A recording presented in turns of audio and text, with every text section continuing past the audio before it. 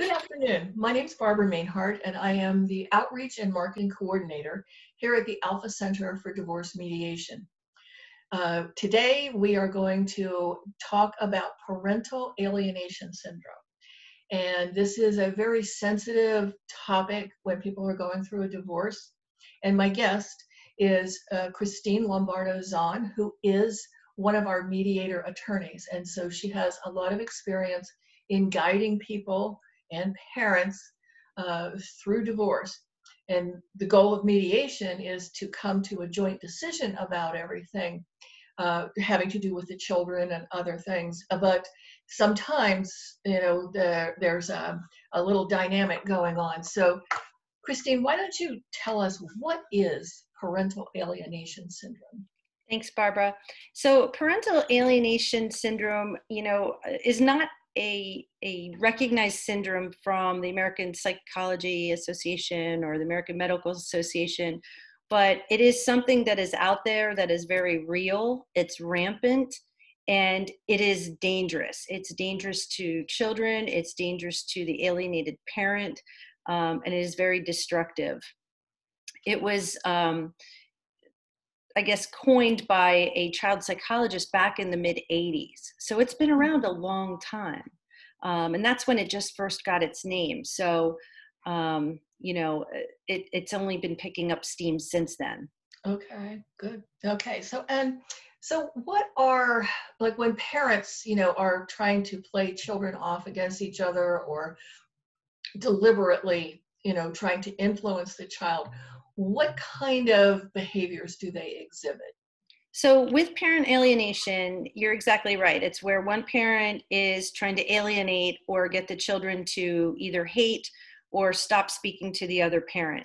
So, there's different kinds and different levels of parental alienation. So I categorized from my research, there's like 3 areas. So there's the overt or the direct alienation where it's aggressive, it's mean, it's where the one parent is actually calling the other parent names in front of the children.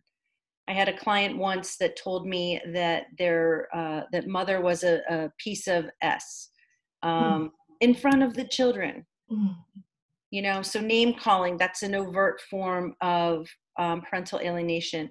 Then there's this passive aggressive kind of parental alienation where let's say that the kids are staying with mom and she knows that they have to go to dad's for the weekend, and mom might stop talking to the kids on that day before they leave, giving them the silent treatment, or she might not make them their favorite meal, or she might not do their laundry, or she might not send clothes with them.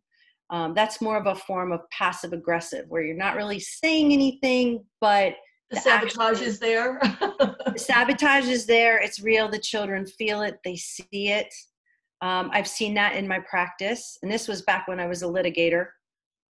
And then finally, there's a much more subtle kind of parental alienation. And this is dangerous because I actually saw this firsthand.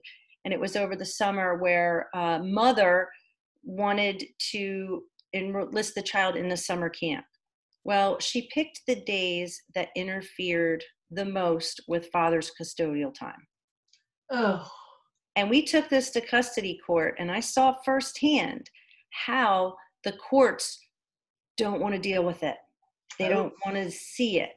And I kept saying, mom is trying to poison the child or alienate the child from the father. And the master just didn't want to hear it. Oh. Because it was so subtle. And mother was like, but that's when the days are offered. I'm not trying to take it from dad. It's just that's when the camp's offered. So it caused a real big mess, which equates to time and money spent by the client.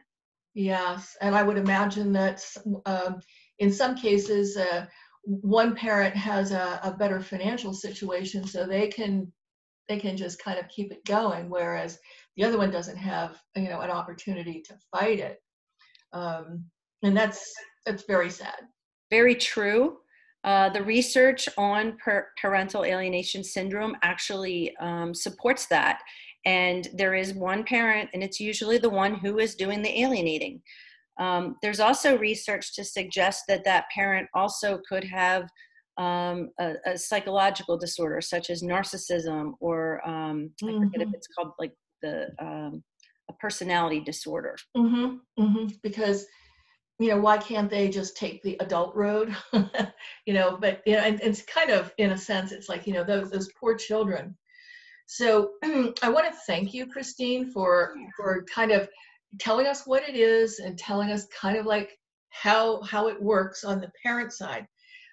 In part two, Christine's going to talk about the actual damage to the children and the long-term parental alienation has on not only the children, but the parent. And in part three, we are going to talk about some ideas, coping mechanisms that perhaps the parent can use to mitigate some of it and stay on good terms with the children. Right. So Christine, thank you so much for all of your help here today, and we look forward to talking with you again. My pleasure. Thanks, Barbara.